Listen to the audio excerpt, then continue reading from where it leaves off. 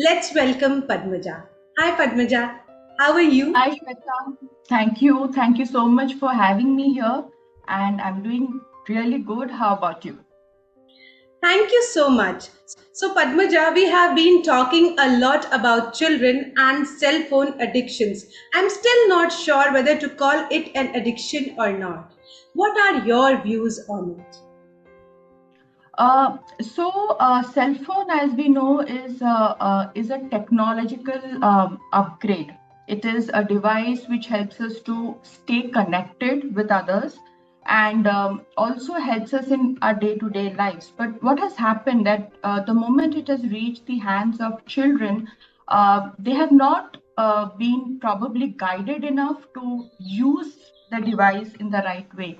So, for example, you can see children now reaching out to a mobile phone if they have to even make basic calculations or do some sort of research, or if they're bored, they would just pick up to see some shows, whether it's cartoon or drama or play some sort of quiz. But what happens is all their energy is focused to that one small device. Now, this not only affects them physically in terms of it hurts their eyes, it affects their posture, it also blocks their cognitive ability because they would not want to think on their own creatively. So it basically hampers their emotional and mental growth too. So, too much use of a device has definitely become an addiction now. And we probably somewhere have to educate or let people know how to use the device in the right way. Yeah, cannot agree with you more, Padmaja, on this because people who are reaching out to me, especially mothers, are really having a hard time taking away the phone from their own children. You being a mother, how do you deal with it? Yeah, Shweta, I have a 15-year-old daughter, a teenager, and over the period of lockdown, specifically when everything was online, there was a lot that these teenagers got exposed to in terms of information and visuals which were not age appropriate. So that did have a bit of effect on the children in general. And I think this is a problem with all parents where the children are not really aware of what is good for them and what is not good for them. So with my daughter, I have had to, guide her. I have had to let her know that what is age appropriate, what is something that she cannot process now. So it's better that she does not, open herself up to such information.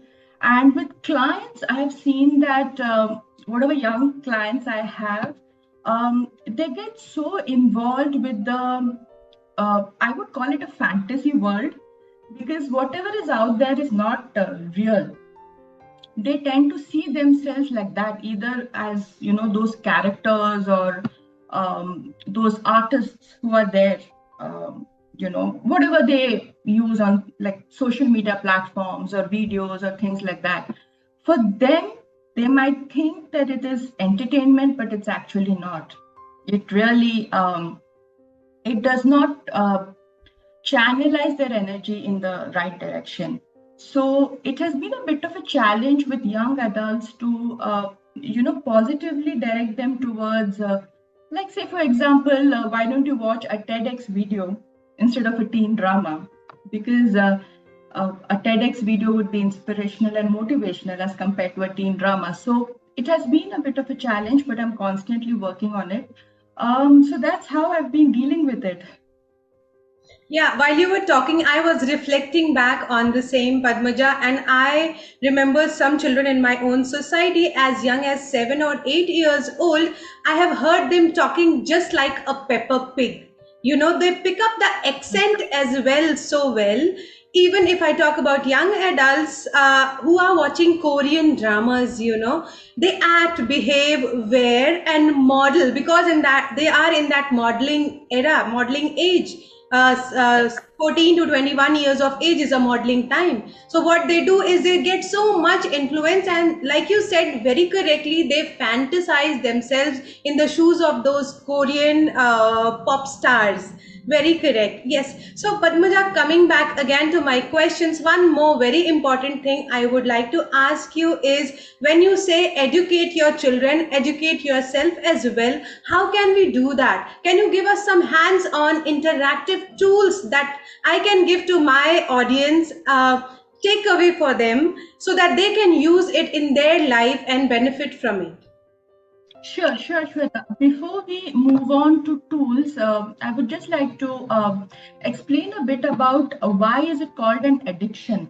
Now, usually what happens is we get used to something, or we pick up on something and do it excessively, either out of boredom or curiosity, or say visual stimulation, or just out of habit. So, knowing that these are the root causes of why an addiction happens in the first place, I think what we can do is we can have a structure around how to use the device. Like for example, we can have some timelines in a day, like use it for 1 hour in the day, or don't use it for the whole day while you're going to school or college. And we can also involve the children in our day-to-day activities, where they not only help us around but also gain a sense of responsibility. Because sometimes what happens is, I'm sure with working parents, sometimes it's difficult to involve them, but still there are creative ways in which they can be moved off the device.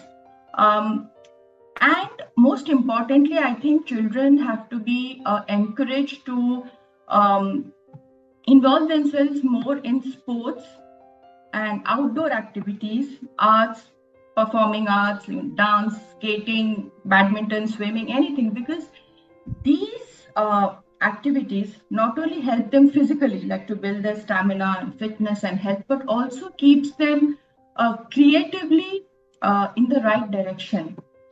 They would not be in that addiction mode, or in the mode to do something excessively. They would actually be using their energy for their own growth and development. So I think these are some of the tools that can be used on a day-to-day basis to kind of, what I call it as tweaking, just bring that thing, reduce it instead of completely erasing it, just reduce it to a certain amount of time in the day.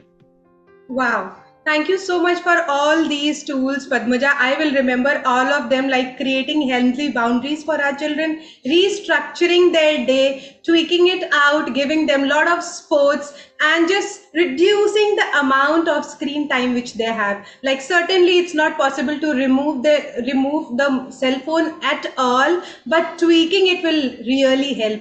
Thank you so much for your time and effort, Padmaja. We'll surely have you here again. Thank you so much. Thank you so much, Shweta, for having me. It was a pleasure talking to you. And I would like to say it's a great job that you're doing. So keep doing the good work. And yes, thank you so much again.